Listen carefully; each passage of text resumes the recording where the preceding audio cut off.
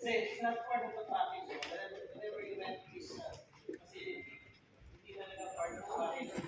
Whenever you have to pay extra for LED screen.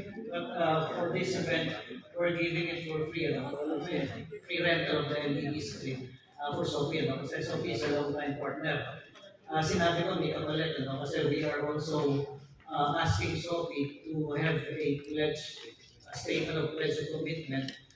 Monday, everyone knows Monday is the world day for safety and health, right?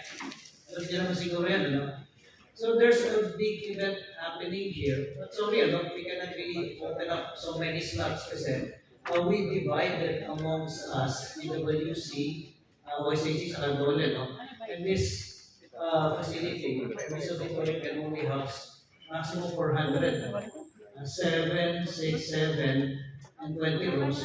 Diba? That gives